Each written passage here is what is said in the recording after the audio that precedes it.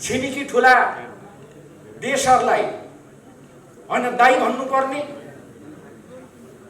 टेर्ने होइन नि त केपी ओली। दाई भनेन, त्यही दाई नभने बापत केपी ओलीलाई कारवाही गरिएको हो। मैले नाम पनि बिर्सेँ, अनुहार पनि बिर्सेँ, तर साह्रै 24 घण्टा देखेको भेटेको प्रिय साथीहरू जस्तो लाग्छ। योगदान गर्ने ती लडाकुहरूलाई राज्यको तर्फबाट सम्मान दिने घोषणा सरकारले गर्दैछ। केपी कमरेडलाई कारवाही गरेर आफै अध्यक्ष हुनु पर्यो। को अध्यक्ष हुनुको नाम बिर्सेँ।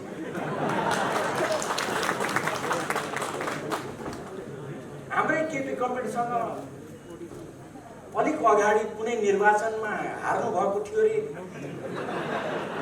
अहिले आएर चाहिँ उहाँले केपी कमरेडलाई निकालेर आफै अध्यक्ष हुनु।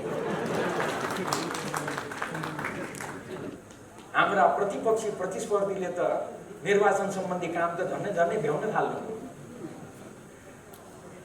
तपाईँ हामी चाहिँ अझै पनि धेरै काम गर्न बाँकी छ। नेकपा पार्टीको अध्यक्ष कमरेड केपी ओली, महासचिव कमरेड विष्णु पौडेल हुनुहुन्छ। हाम्रा दोस्रा अध्यक्ष कमरेड पुष्पकमल दाहाल प्रचण्ड हुनुहुन्छ, अहिले पनि हुनुहुन्छ। त्यसका वरिष्ठ नेताहरू कमरेड झलनाथ खनाल, माधव नेपाल, हामीले कसैलाई पनि कारवाही गरेर निकालेका छैनौँ, किनभने हामी पार्टी एकताको पक्षमा छौँ।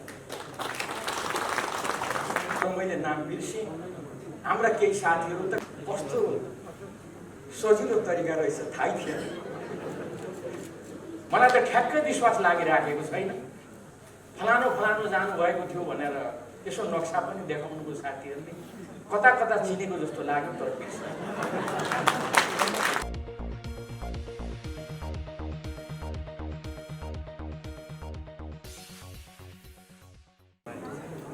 सभाध्यक्षज्यू, प्रमुख अतिथि, यो केही छिनमा आइपुग्नुहुन्छ। हामी आउन दिने छैनौँ, तर हामीले भन्यौँ हामी यो अस्थिरतालाई समाप्त गर्छौँ। अब देशमा कहिले पनि अस्थिरता हुन दिने छैनौँ। हामीले भनेका थियौँ त्यति बेला 5 वर्ष चल्ने सरकार ल्याउँछौँ। सरकार 5 वर्ष चल्छ, तपाईहरु मत हालेर पठाउनुहोस्। त्यो सरकारले 5 वर्ष सेवा गर्छ, तर दुःखका साथ त्यो ठाउँबाट मैले आफ्नो कुरा सुरु गर्नुपर्ने छ, अवस्था छ। जनताले केपी ओलीको आह्वानमा, केपी ओलीको आग्रहमा, केपी ओलीलाई प्रधानमन्त्री भनेर, केपी ओलीलाई 5 वर्षको लागि प्रधानमन्त्री मानेर निर्वाचनमा जिताएर पठाएको हामीले अलिकति भए पनि त्यो कुरालाई स्वीकार गर्नुपर्छ। हामीले 5 वर्ष नपुगिकन फेरि उस्तै स्थिति सामना गर्नुपर्ने स्थिति आयो। प्रधानमन्त्रीले भन्नुभएको छ बाध्यता। यो बाध्यताको कारण मैले फेरि जनताको बीचमा उजुर लिएर आउनु पर्यो। यो बाध्यताको कारण फेरि जनताको बीचमा मैले आफ्नो कुरा भन्न आउनु पर्यो। तर स्वाभाविक रूपमा यो स्थितिमा हामी अहिले यहाँ जम्मा भएका छौँ। यसलाई छिर्दै अगाडि बढ्नु बाहेक हाम्रो अगाडि विकल्प छैन। प्रधानमन्त्रीज्यूको भनाइ छ, जब कुनै पनि विकल्प देखिँदैन त्यति बेला जनतामा जानु नै सबैभन्दा राम्रो उपाय हो। त्यसैले अहिले जनताको बीचमा जानको लागि भनेर हामी अग्रसर भएका छौँ। र त्यही क्रममा हामी यहाँ अहिले भेला भएका छौँ। कमरेडहरू, म यहाँहरूको धेरै समय लिन चाहन्छु। हाम्रा सम्मानीय प्रधानमन्त्री पार्टीका अध्यक्ष कमरेड केपी ओली आउँदै हुनुहुन्छ। हामी स्थिरताको लागि काम गरिरहेका छौँ। देशलाई समृद्धिको लागि, समृद्ध नेपाल, सुखी नेपालीको लागि काम गरिरहेका थियौँ। त्यो दिशामा अग्रसर भइरहेका थियौँ। तर यो किन पाछे भयो? अध्यक्ष केपी ओली, प्रधानमन्त्री केपी ओली भनिराख्नु भएको थियो, म कक्षा दोहोऱ्याउने विद्यार्थी होइन। कम्युनिस्ट पार्टीमा महाधिवेशनबाट नेतृत्व परिवर्तन हुन्छ। तपाईले महाधिवेशनबाट मलाई निर्वाचित गर्नुभयो। त्यो जिम्मेवारीलाई सम्हाल्दै म यहाँ आइपुगेको छु। पार्टीको महाधिवेशन आयोजना गरेर दुई ठूला पार्टीहरूको बीचमा एकता कायम गर्दै यो बिन्दुसम्म आइपुगेर यसलाई यो ठाउँसम्म ल्याएर उपयुक्त समयमा महाधिवेशन गरौँ। आवश्यकता पर्छ भने अलिकति चाँडो महाधिवेशन गरौँ। महाधिवेशन मार्फत म पछिल्लो समयमा उहाँले प्रष्ट शब्दमा भन्नुभएको थियो, भन्नुभएको छ, म नयाँ पुस्तालाई त्यो जिम्मेवारी सुम्पन्छु। छोटकरीमा म कक्षा दोहोऱ्याउने विद्यार्थी होइन।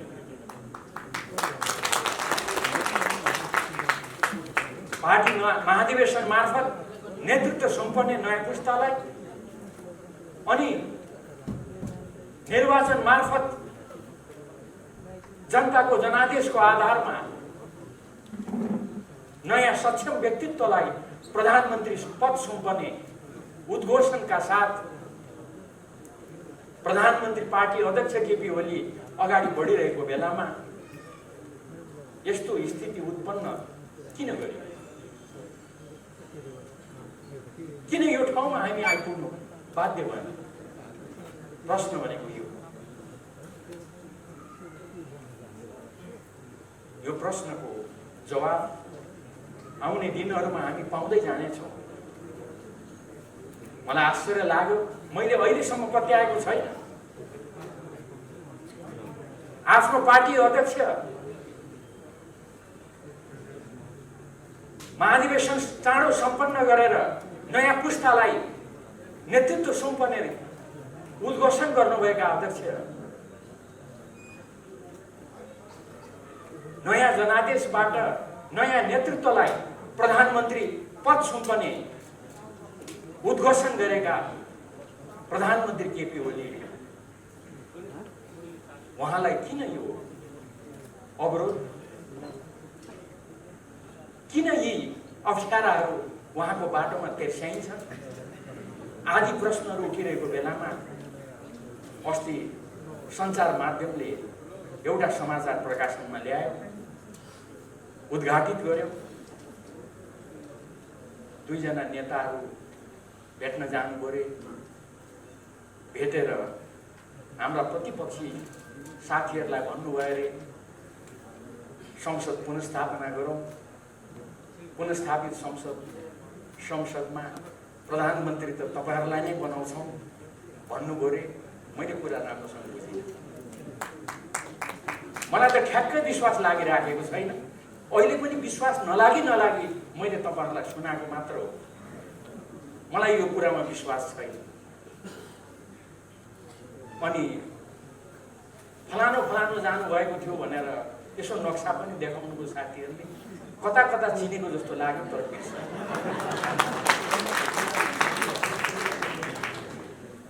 यो कुराहरू भन्न पनि त्यति आनन्द लाग्दैन, मन लाग्दैन।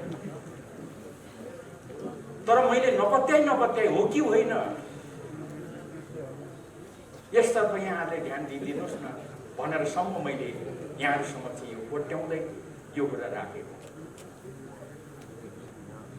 केपी ओलीलाई अस्वीकार गरेर गर्न खोजेको के हो? देशले त्यसको जवाब खोजिरहेको छ। मेची महाकाली पार्टी कार्यकर्ता पङ्क्तिले त्यसको जवाब खोजिरहेको छ। त्यसको जवाब चाँडै हामी पाउनेछौँ भन्ने मलाई विश्वास छ। आज योभन्दा बढी अहिले अरू धेरै कुरा राख्न चाहन्छु। वास्तवमा अहिले यति बेला नेकपा हाम्रा अध्यक्ष कमरेड केपी ओलीको नेतृत्वमा अगाडि बढिरहेको छ। हामीले भनेका छौँ, त्यसबाट देखिन्छ हामी को हौँ, हाम्रो चाहना के हो। हाम्रो पार्टीको अध्यक्ष, हाम्रो नेकपा पार्टीको अध्यक्ष कमरेड केपी ओली, त्यसका महासचिव कमरेड विष्णु पौडेल हुनुहुन्छ। मैले यो नाम लिनुको विशेष कारण छ, हाम्रा दोस्रा अध्यक्ष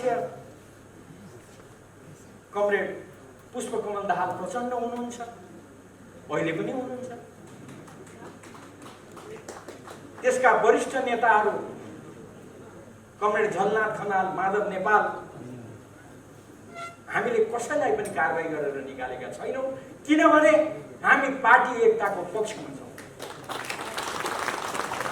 हामीले कसैलाई कारबाही गरेर निकालेका छैनौँ। तर मैले नाम बिर्सेँ, हाम्रा केही साथीहरू त कारबाही गर्दै केपी कमरेडलाई कारबाही गरेर आफै अध्यक्ष हुनु पर्यो। को अध्यक्ष हुनुको नाम बिर्सेँ।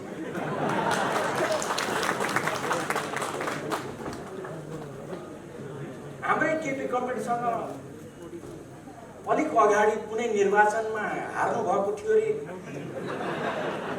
अहिले आएर चाहिँ उहाँले केपी कमरेडलाई निकालेर आफै अध्यक्ष हुनु। कस्तो सजिलो तरिका रहेछ थाहै थिएन। म धेरै यसतर्फ जान चाहन्छु। मलाई पत्यार नलागी तर अस्ति निर्वाचन आयोगमा पुगेपछि भने यी केही कामहरू गर्न खोजिएको रहेछ भन्ने थाहा भयो। अनि मैले तपाईँहरूलाई सुनाएको। फेरि आज बिहान उठेर अब तपाईँहरूसँग भेट हुन्छ भन्दै खुसी मान्दै आउने तयारी गर्दै थिएँ, फेरि समाचार सुनियो हाम्रो महासचिव विष्णु पौडेललाई पनि कारबाही गर्नु पर्यो।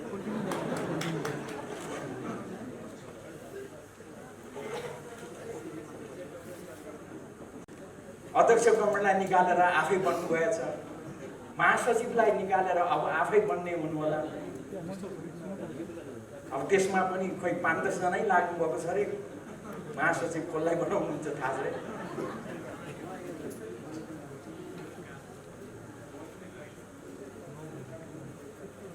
हाम्रा प्रधानमन्त्री केपी ओली, उहाँलाई हटाएर चाहिँ सक्दा, उहाँलाई हटाएर चाहिँ हामी त तपाईँलाई बनाउँछौँ भनेर पुगेको चाहिँ मलाई अचम्मै लागेको छ। अचम्म लागेको हुनाले फेरि तपाईँहरूलाई सुनाएको।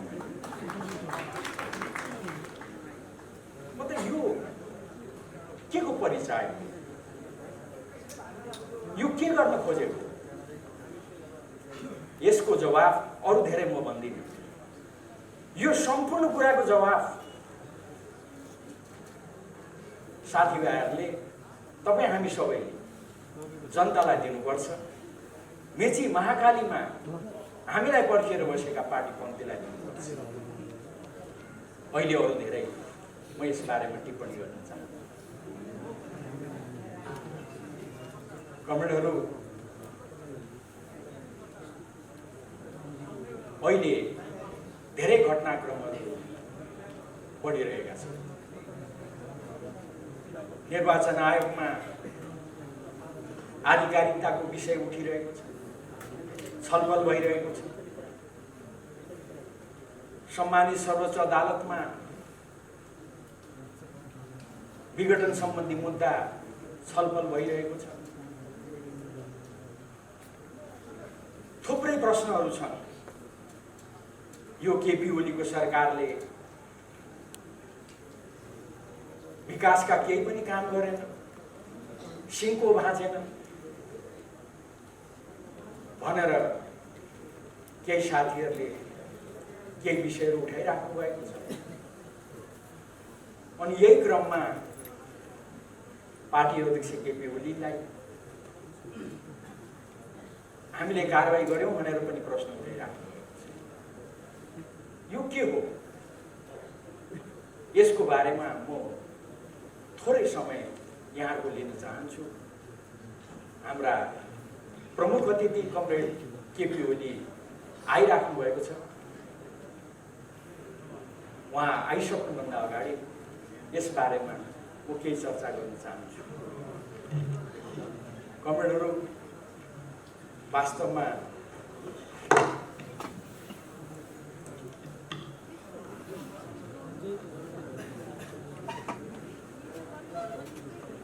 यसै सन्दर्भमा उठेका केही कुराहरू, उदाहरणको लागि प्रत्येक विषयमा विवाद उठाउने, जनतालाई निराश बनाउने, पार्टीपन्थीलाई निराश बनाउने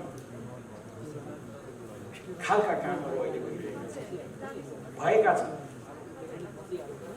उदाहरणको लागि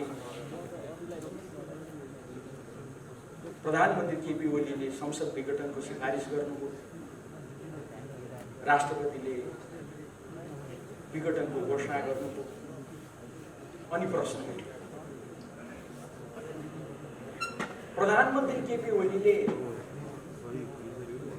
राजीनामा गर्नुभएको छैन, किन राजीनामा गर्नुभयो?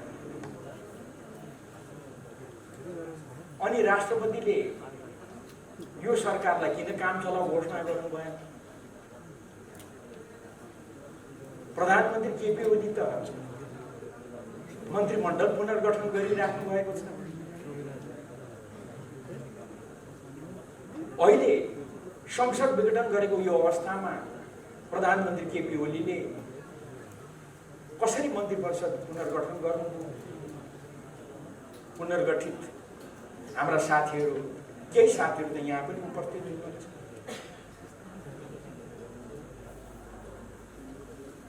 यस्ता प्रश्नहरू मैले उठाइराखेको पाएँ। म तपाईहरुलाई प्रष्ट शब्दमा भन्न चाहन्छु, हाम्रो अहिलेको संविधानमा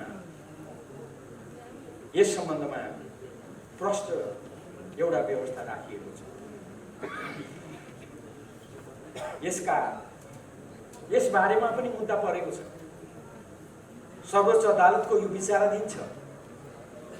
त्यसैले यसको धेरै कुराहरू म गर्न चाहन्छु, तर एउटा पक्ष तपाईहरुको अगाडि म राख्न चाहन्छु। यो एकदमै स्वाभाविक कुरा हो। हाम्रो संविधानको धारा 77 ले प्रधानमन्त्री रिक्त कति बेला हुन्छन् भनेर लेखेको छ। प्रधानमन्त्री प्रतिनिधि सभाको सदस्य नरहेमा, उहाँले लिखित राजीनामा दिएमा, विश्वासको मत प्राप्त गर्न नसकेमा आदि प्रष्ट शब्दमा लेखेको छ। र 77 को 3 मा लगेर संविधानले के भनेको छ त भन्दा, यसरी पद रिक्त हुन पुगेकोमा अथवा यस्तो अवस्थामा त्यस्तो प्रधानमन्त्री अर्को मन्त्री परिषद गठन नभएसम्म सोही मन्त्री परिषदले आफ्नो कार्य सञ्चालन गर्छ। अर्थात् घोषणा भएको निर्वाचन सम्पन्न भएपछि जुन अर्को प्रधानमन्त्री आउँछन् त्यतिन्जेलसम्म यही मन्त्री परिषदले काम गर्छ भनेर, कार्य सञ्चालन गर्छ भनेर हाम्रो संविधानमै प्रष्ट शब्दमा लेखिएको छ। अब यस्तो अवस्थामा यो प्रश्न किन उठाइएको छ मैले बुझेको छैन। म अलिक लाटो नै छु, धेरै बुझ्दिन। अनि त्यति मात्रै होइन, राष्ट्रपतिलाई तानेर राष्ट्रपतिले किन यो नगरेको, यो ढङ्गले चर्चा गर्ने प्रयासहरू पनि भएका छन्। त्यसैले यति मात्रै भनेर संविधान बमोजिम यो सरकार अहिले कार्यरत छ, कार्य सञ्चालन गरिरहेको छ। यो सरकारले सबै कुरा गर्न सक्छ। एउटा सरकारले गर्न पाउने सबै काम यो सरकारले गर्न पाउँछ। जुन दिन निर्वाचन आयोगले आचार संहिता घोषणा गर्छ त्यति बेला आचार संहिताले कतिपय कामहरू रोक लगाउँछ। आचार संहिता घोषणा नगरिन्जेल भने यो सरकारले फुल फ्लेज रूपमा यसले काम गर्न पाउँछ। मैले साथीहरूको तरिका बुझेको छैन। म अलिक आश्चर्य मानिरहेको छु। मैले अघि पनि भने यही बीचमा निर्वाचन आयोग गएर हाम्रा केही साथीहरू, मैले नाम पनि बिर्सेँ, अनुहार पनि बिर्सेँ, तर साह्रै 24 घण्टा देखेको भेटेको प्रिय साथीहरू जस्तो लाग्छ। उहाँहरू गएर निर्वाचन आयोगलाई भन्नुभएछ निर्वाचन आयोगले यो किन कामहरू गरेको, त्यो कामहरू गर्ने सिलसिलामा निर्वाचन आयोग सायद आचार संहिता पनि कुनै पनि बेलामा घोषणा गर्ने अवस्थामा हो। एकातिर साथीहरू केही पनि नगर भन्नुहुन्छ, अर्कोतिर यो सरकारले किन काम गर्यो पनि भन्नुहुन्छ। निर्वाचन आयोगले आचार संहिता घोषणा गरिसक्दा त सायद उहाँहरूले भन्न पाउनु अब आचार संहिता घोषणा भयो, यो सरकारले केही पनि गर्न पाउँदैन भन्न पाउनुहुन्थ्यो होला। आफै निर्वाचन आयोगलाई गएर केही पनि काम नगर भन्नुहुन्छ,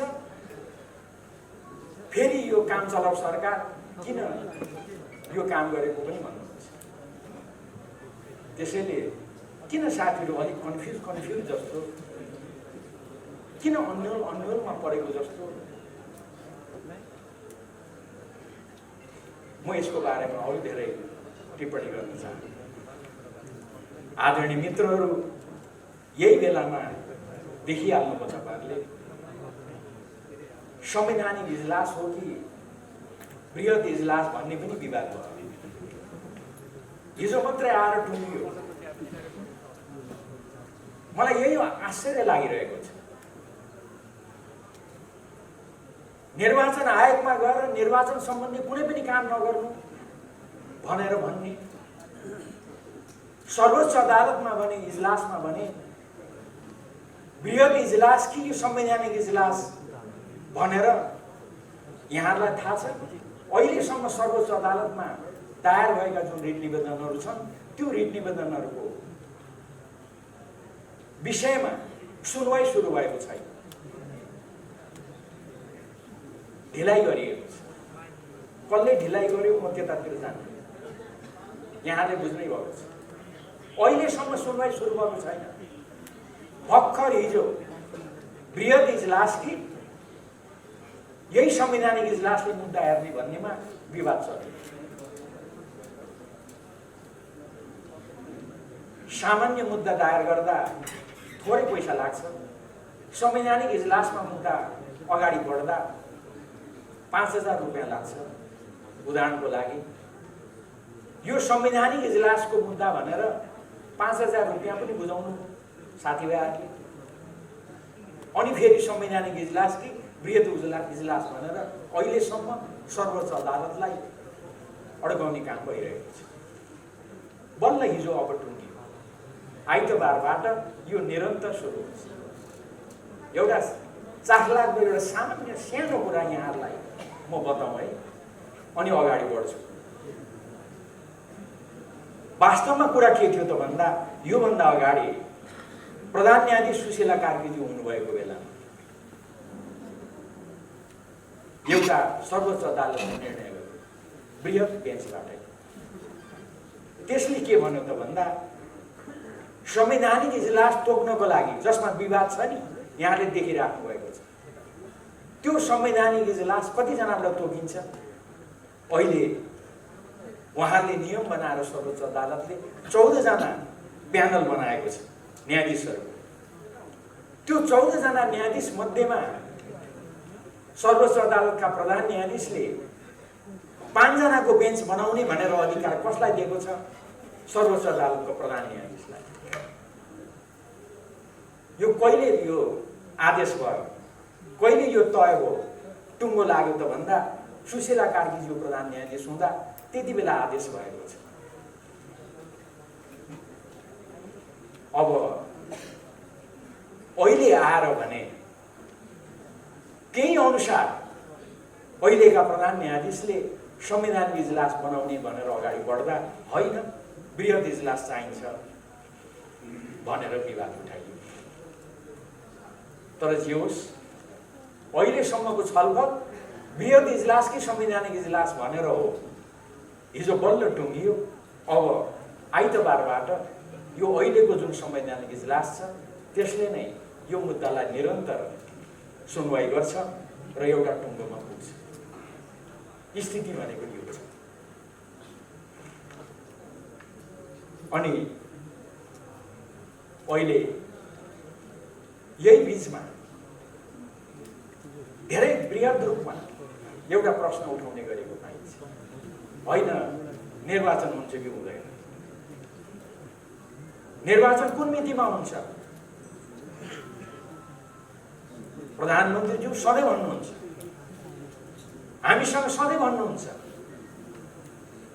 वैशाख 17 गते र वैशाख 27 गते सरकारले जुन सिफारिस गरेको छ, जुन घोषणा भएको छ, त्यो मितिमा हुन्छ। प्रधानमन्त्रीले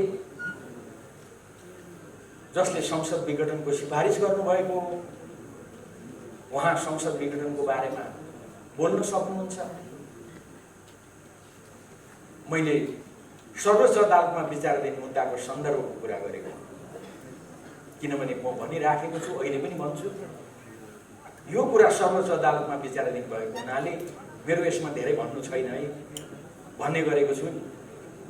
तर प्रधानमन्त्रीलाई यो कुरा लाग्दैन, किनभने प्रधानमन्त्री स्वयंले संसद विघटनको सिफारिस गर्नुभयो। उहाँले भन्न पाउनुहुन्छ, भन्न सक्नुहुन्छ, मैले यो कारणले संसद विघटन गरेको। अब के ठिक हो, सर्वोच्च अदालतले निर्णय गर्छ। तर मैले यहाँ जोड दिनु खोजेको वैशाख 17 गते र वैशाख 27 गते निर्वाचन हुन्छ कि हुँदैन भन्ने कुरामा। वैशाख 17 र 27 गते निर्वाचन हुँदैन, यो सरकारले गर्दैन भन्ने भ्रम फैलाएर सर्वोच्च अदालतलाई अनावश्यक दबाब दिने प्रयास भएको छ भन्ने विज्ञहरूको टिप्पणी छ। मेरो आरोप होइन, यो मेरो भनाइ होइन, तर विज्ञहरूको टिप्पणी छ। निर्वाचन नै हुँदैन, तोकिएको मितिमा निर्वाचन गर्दैन जस्ता भ्रमहरू फैलाएर सर्वोच्च अदालतलाई अनावश्यक दबाब दिने, नहुने निर्वाचनको सम्बन्धमा श्रीमान किन अगाडि बढ्ने जस्ता कुराहरू गर्न खोजिएको छ भन्ने कुरा उठेको छ। म अरू यसबारेमा थप्न चाहन्छु। छोटकरीमा तोकिएको समयमा निर्वाचन गर्नुपर्छ, तोकिएको समयमा निर्वाचन हुन्छ भन्ने कुरा म यहाँको समक्ष राख्न चाहन्छु। वास्तवमा देश त निर्वाचनमा गइसकेको छ। मैले अन्यथा भन्नु खोजेको हो। स्वयं हेर्नुहोस्, प्रतिपक्ष निर्वाचनमा गइसकेको छ। हाम्रा प्रमुख प्रतिपक्षको कार्यक्रमहरू हेर्नुहोस् त, यहाँ उहाँहरूका विरोधका कार्यक्रमहरू, आन्दोलनका कार्यक्रमहरू। प्रतिपक्षले सरकारको कदमको बारेमा चर्चा गर्नु, टिप्पणी गर्नु, त्यसलाई अन्यथा मान्नु हुँदैन। त्यो उहाँहरूको कुरा हो। उहाँहरूले यो असंवैधानिक भन्नुभएको छ, त्यसको लागि विरोधको कार्यक्रम राख्नु भएको छ। त्यो अचम्मको कुरा होइन। उहाँले त्यो कार्यक्रम राख्दा पहिलो कार्यक्रम राख्नुभयो 165 निर्वाचन क्षेत्रमा आमसभा, त्यसपछि अर्को कार्यक्रम राख्नुभयो गाउँ नगरमा आमसभाहरू, कार्यक्रमहरू, अब वडासम्म पुग्ने अरे। हेर्नुहोस् है, हाम्रा प्रतिपक्षी प्रतिस्पर्धीले त निर्वाचन सम्बन्धी काम त झन्नै भ्याउन थाल्नुभयो। तपाईँ हामी चाहिँ अझै पनि धेरै काम गर्न बाँकी छ। त्यसैले मैले आग्रह गर्न खोजेको के हो त भन्दा, सिङ्गो देश निर्वाचनमय हुनेतर्फ अगाडि बढिरहेको छ। हामीले यो कुरालाई केन्द्र बनाएर अगाडि बढ्नुपर्छ। यो नै हाम्रो जिम्मेवारी हो भन्ने मेरो आग्रह छ। यस दिशामा सिङ्गो देशलाई आग्रह गरिसक्नु भएको छ। यसमा म अरू लामो चर्चा गर्न चाहन्छु। आयोगमा आधिकारिकताको विवाद छ। आयोगमा यो आधिकारिकताको विवाद भएको हुनाले धेरै लामो म यसमा टिप्पणी गर्न चाहन्छु। यो पनि आयोगको विचाराधीन छ। तर यति कुरा तपाईहरुलाई म भन्न चाहन्छु, हामीले साह्रै मेहनत गरेर, साह्रै गम्भीर छलफल गरेर, तयारी गरेर हाम्रा विधानहरू, हाम्रा अभ्यासहरू त्यसको यथार्थ धरातलमा उभिएर हामीले निर्वाचन आयोगलाई आफ्नो लिखित जवाफ बुझाएका छौँ। हामी ठूलो संख्यामा निर्वाचन आयोगमा उपस्थित भएर हामीले हाम्रो लिखित दस्तावेज प्रमुख निर्वाचन आयुक्त लगायत आयुक्तहरूलाई दिएका छौँ। हामीले भनेका छौँ, म एक दुईवटा कुरा मात्रै राख्न चाहन्छु। हाम्रो पार्टीको निर्णय गर्ने प्रक्रिया, यसलाई तपाईहरुले कसरी हेर्नुपर्छ, हामीले यो कुरा विस्तृत रूपमा राखेका छौँ। वास्तवमा जति बेला एकता भयो, एकता हुँदा दुई पार्टी नेकपा एमाले र नेकपा माओवादी केन्द्रको बीचमा यो एकता हुन्छ भनेर पनि कसैले पत्याएका थिए। हामीले निर्वाचनको गठबन्धन गर्दा धेरैले पत्याएका थिएन, तर हामी गठबन्धन गरेर अगाडि बढ्यौँ। पछि दुई पार्टीको बीचमा एकता कायम गर्यौँ। दुई पार्टी बीचको एकता घोषणा गर्दा हाम्रा दुई अध्यक्ष, हाम्रा पार्टीका अध्यक्ष केपी ओली र अर्का अध्यक्ष पुष्पकमल दाहाल प्रचण्डले उहाँहरूले घोषणा गर्नु। तपाईँ हामीलाई सम्झना छ, त्यो घोषणा गर्दा हामीले 60-40 को रेसियोमा हामीले घोषणा गर्यौँ। दुई अध्यक्षले सचिवालय घोषणा गर्नुभयो, स्थायी कमिटी घोषणा गर्नुभयो, केन्द्रीय कमिटी घोषणा गर्नुभयो। हामीले त्यसलाई मान्यौँ, अनुमोदन गर्यौँ। त्यो 60-40 भनेको के को आधारमा गरिएको? त्यो सबै सन्दर्भलाई ध्यानमा राखेर तपाईहरु एउटा निष्कर्षमा पुग्नुपर्छ। हामीले निर्वाचन आयोगलाई भनेका छौँ, हामीले त्यति मात्र होइन, यो सम्पूर्ण यो सिङ्गो पार्टीको विधि प्रक्रिया भनेको सहमति र समझदारी हो। सहमति र समझदारीमा आधारित भएर हामी अगाडि बढ्छौँ। हामीले हाम्रो विधानमा त्यो लेखेका छौँ, हाम्रो त्यो अभ्यास त्यो छ। त्यो कारणले गर्दा हाम्रो पार्टीको एकतालाई यति लामो समय लाग्यो। हामीले त्यो भनेका छौँ। पनि एक नम्बरमा केपी ओली छ। अनि मैले अन्यथा उहाँहरूलाई जिस्काउन खोजेको होइन। महासचिव त रहँदै रहेछ। उहाँहरूले बुझाएको कागजमा महासचिव त छँदै रहेनछ। अचम्म होइन, अब छैन, छँदै छैन त कहाँबाट ल्याउनु?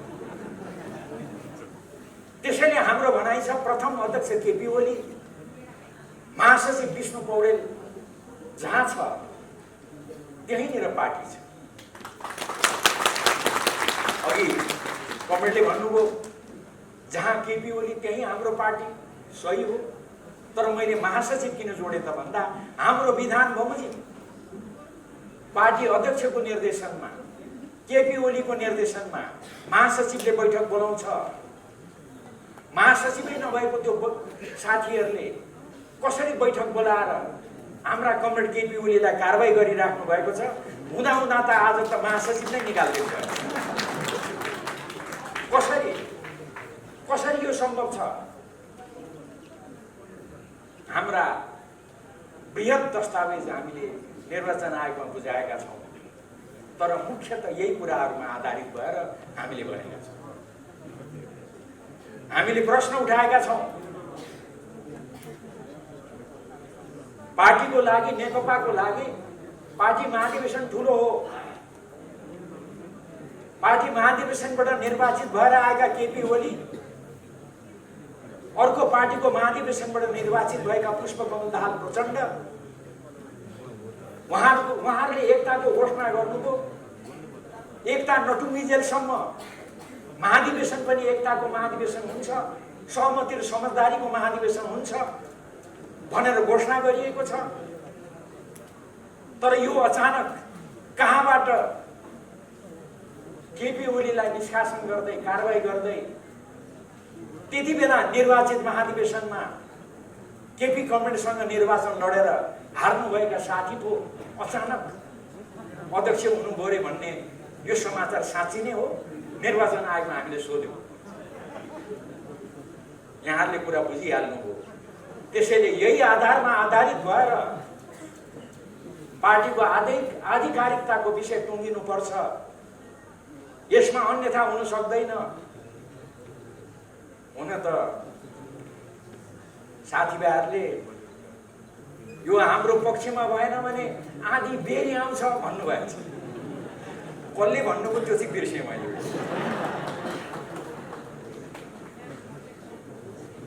त्यसैले हामी त प्रष्ट छौँ, हामी आधी बेरी आउँछौँ भन्दैन। हाम्रो विधान बमोजिम, हाम्रो अभ्यास बमोजिम, देशका संविधान कानुन प्रक्रिया बमोजिम हामीले आधिकारिकता पाउने बाहेक त्यसको अर्को विकल्प छैन।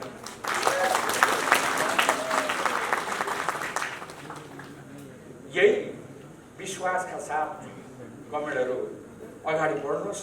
म यहाँहरूलाई आग्रह गर्न चाहन्छु, हामीले संविधान निर्माण गर्यौँ, हाम्रा अनुभवमा आधारित भएर विश्वकै अनुभवलाई ध्यानमा राखेर हामीले संविधान निर्माण गर्यौँ। हिजो अस्ति सर्वोच्च अदालतमा मुद्दा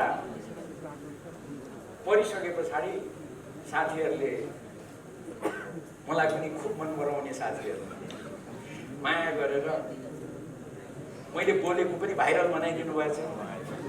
उहाँहरूलाई मैले धन्यवादै दिन पाएको छैन। म उहाँहरूलाई धन्यवाद दिन्छु। अहिले यसबारेमा अरू टिप्पणी गर्दिनँ। मैले त्यति बेला भने पनि साथीहरूले यसको बारेमा चासो राखेर मलाई सोधेको भए त मै भनिदिन्थेँ। 2076 साल श्रावण 4 गते संसदले मेरै पहलमा आयोजना गरेको दोलीखेलको संसदीय मामला पत्रकार समाजको कार्यक्रममा पत्रकारहरूलाई प्रशिक्षित गर्ने सिलसिलामा मैले संविधान बारेमा बोलेका कुराहरू त्यहाँ छन्। ती कुराहरू मैले बोलेका कुराहरू त्यहाँनिर राखिएका छन्। तर अहिले प्रसङ्ग अर्को छ। यो के हो त भन्दा सम्माननीय प्रधानमन्त्रीज्यूले केही विषयहरू उठाएर उहाँले संसद विघटन गर्नु। उहाँले भन्नुभयो संविधानमा यो देशको राज्य प्रणाली संसदीय शासन प्रणाली हुन्छ भनेर लेखेको छ। म धेरै धारा उपधारामा जान चाहन्छु, प्रष्टै छ। त्यो संसदीय प्रणाली भनेको के हो? प्रधानमन्त्रीजीको लिखित जवाफमा पनि त्यो व्याख्या गरिएको छ। उहाँले भन्दा पनि हामीलाई त्यही भन्नुहुन्थ्यो। उहाँले भन्नुभएको छ संसदीय शासन प्रणाली भनेको प्रधानमन्त्रीको आफ्नो एक प्रकारको विशेषाधिकार पनि हुन्छ। त्यसलाई संविधानले कहीँ पनि निषेध गरेको छैन। यो अवस्थामा 2/3 बहुमत भन्ने, 2/3 बहुमतले काम गरेन भनेर आरोप लगाउने, तर मलाई भने सिङ्को बाँध्न नदिने, यो अवस्थामा मैले कहाँ जाने? मलाई देखाइदिनु पर्यो। प्रधानमन्त्रीजीको यो प्रश्न छ। प्रधानमन्त्रीजीले यही कुरा भन्दै हामीलाई उहाँले आफ्नो लिखित जवाफमा मैले यो कुराको जवाफ लिनको लागि कुनै पनि देशमा र यो देशमा पनि सबैभन्दा सक्षम भनेको जनता हो। लोकतन्त्रमा जनता नै सबैभन्दा निर्णायक हुन्। त्यसैले मलाई परेको यो अप्ठ्यारो, मसँग यत्रो बहुमत हुँदाहुँदै पनि मलाई काम गर्न नदिएको, सिङ्को बाँध्न नदिएको यो कुरा लिएर म जनताको बिचमा जान्छु भनेर उहाँले जनतामा जाने निर्णय गर्नुभयो। उहाँले यही भन्नुभयो। अब जनतामा जाने निर्णय गर्नु बेठिक हो, जनतामा जानु बेठिक हो भनेर कसैले भन्नुहुन्छ भने अब त्यसको बारेमा अहिले म धेरै चर्चा गर्दिनँ। अब चुनाव हुँदा जनताले फैसला गर्नु छन्। यो प्रश्नहरूको बारेमा सम्मानित सर्वोच्च अदालतमा विचाराधीन छ यो विषय। त्यसैले यो विषयमा म अहिले बोल्दिनँ है। यो विषयमा सर्वोच्च अदालतले फैसला गरेको भोलिपल्ट मात्रै बोल्छु है भनेर मैले भनेको त्यसमा म कायम छु। म मौन होइन, मैले यति कुरा बोलेको छु। त्यसैले सम्मानित सर्वोच्च अदालतले यसबारेमा अब चाँडै निर्णय गर्ला। त्यो निर्णय अनुसार हामी सबैले अगाडि बढ्नुपर्छ भन्ने कुरामा विवादै छैन। तर मैले यसो देखेँ, सञ्चार माध्यमका साथीहरूलाई धन्यवाद। हाम्रा पूर्व प्रधानमन्त्रीहरू छातीमा प्लेकार्ड झुन्ड्याएर म यहाँ छु, अङ्ग्रेजीमा पो त फेरि आइम हियर।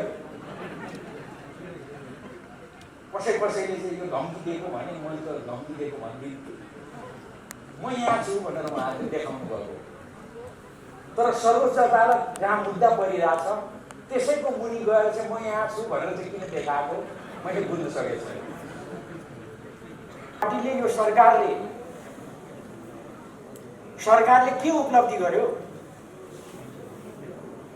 थुप्रै कामहरू गरेका छन्। त्यसैले केपी ओली प्रधानमन्त्रीले हामीसँग सल्लाह गर्नुभयो, छलफल गर्नुभयो, हामीलाई भन्नुभयो, उहाँले घोषणा गर्नुभयो। अब चाँडै त्यो आउँछ निर्णयमा। सङ्घीय लोकतान्त्रिक गणतन्त्रको स्थापनाको लागि योगदान गर्ने ती लडाकुहरूलाई राज्यको तर्फबाट सम्मान दिने घोषणा सरकारले गर्दैछ। भर्खरै भएका कामहरू, पहिलाका थुप्रै कामहरू त्यतातिर म सबै जान चाहन्न। देशलाई घुसको छाना मुक्त गरेको सानो ठुलो काम, देशलाई फुसको छाना मुक्त बनाउने। त्यसै गरेर घर घरमा बिजुली पुर्याउने कुरा, मेलम्ची अब केही महिनाभित्रमा आइपुग्छ। त्यसपछि सफा पानी घर घरमा पुर्याउने कुरा लगायतका थुप्रै कुराहरू, देश सुरु युगमा प्रवेश गरेका कुराहरू। अनि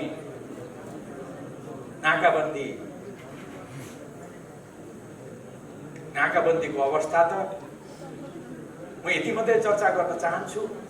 त्यति बेला हामीले नाकाबन्दी सहन गर्नु पर्यो। हिजोअस्ति भर्खर एउटा न्युजले हाम्रा प्रधानमन्त्रीलाई सोधेको, तपाईँहरूले सुन्नुभयो, मन्त्री सकारात्मक असल जिद्दी गर्नुहुन्छ नि, साह्रै छोड्नु त पऱ्यो। कति कोसिस गर्यो तर दाइ भनिदिए त के र भन्दै भन्नुभयो। उहाँले पटक पटक दोहोऱ्याउनु भयो, देश साना हुन सक्छन्, ठुला हुन सक्छन्, सार्वभौमिकता सानो र ठुलो हुँदैन, बराबर हुन्छ। यो कति दिनसम्म, अहिलेसम्म भारतमा, भारतीय सञ्चार माध्यममा नेपालका प्रधानमन्त्रीको चर्चा छ। हाम्रा प्रधानमन्त्री पार्टीका अध्यक्ष केपी ओलीलाई कारबाही गर्नु परे, अध्यक्षबाट हटाउनु परे, अरू केबाट हटाउनु हो। त्यसै गरेर छिमेकी ठुला देशहरूलाई होइन दाइ भन्नुपर्ने, टेर्ने होइन नि त केपी ओली। दाइ भनेन, त्यही दाइ नभने बापत केपी ओलीलाई कारबाही गरिएको हो। जवाफ त आउनु पर्यो नि, यही बेलामा किन कारबाही गरिएको छ। त्यसै गरेर केपी ओलीले भने साना ठुला हुन सक्छौँ हामी, तर हामी बराबर हौँ, बराबर सार्वभौमिकता छ। त्यसो भने बापत, हामी बराबरी छौँ भने बापत उहाँलाई कारबाही गरिएको हो। प्रश्न। अनि ठुला दाइले लगाएको नाकाबन्दी त हो, यो नाकाबन्दी त नाकाबन्दी पनि होइन, यसले त साह्रै आनन्द पायो त भनेर धन्यवाद भनेर केपी ओलीले नभनिकन यो हामी विरुद्धको ज्यादती हो, तिमीले यसलाई सहज नबनाइकन तिम्रो देशको भ्रमण आउँदिन भनेर केपी ओलीले भने बापत उहाँलाई कारबाही गरिएको हो। प्रश्नका प्रश्न छन् नि त, यसको उत्तर त आउनु पर्यो नि। अनि कहिले पनि नाकाबन्दी नलाग्ने व्यवस्था गरे बापत केपी ओलीमाथि कारबाही गरिएको हो। संक्षेपमा नेपालको आत्मसम्मान बढाए बापत केपी ओलीलाई कारबाही गरिएको हो त? यसको उत्तर साथीभाइहरूले दिनुपर्छ। अनि नेपाली जनतालाई सपना देखाएर उहाँमाथि खुब आलोचना थियो, तर उहाँका सपनाहरू जब विपदामा परिणत हुन थाले अनि त्यसपछि अलिक त्यो आलोचना अलिक मत्थर भयो। नेपाली जनतालाई यसरी सपना देखाएर विश्वास जागृत गराए बापत केपी ओलीलाई अहिले कारबाही गरिएको हो। नेकपाले किन कारबाही गर्यो? केही साथीहरूले त्यसको उत्तर दिनुपर्ने स्थिति हुन्छ। अनि मैले अघि नै भने लडाकुहरूको निःशुल्क उपचार, लडाकुहरूले सङ्घीय लोकतान्त्रिक गणतन्त्रप्रति गरेको जुन उनीहरूको भूमिका छ त्यसलाई सम्मान गर्छु भन्ने बापत उहाँलाई कारबाही गरिएको हो। के हो यो सम्पूर्ण विषयहरू अहिले उठेका छन्, यसको जवाब आउनुपर्छ। म अब अन्तिममा एसिड, रेप इत्यादि मैले भने त्यस बापत कारबाही हो।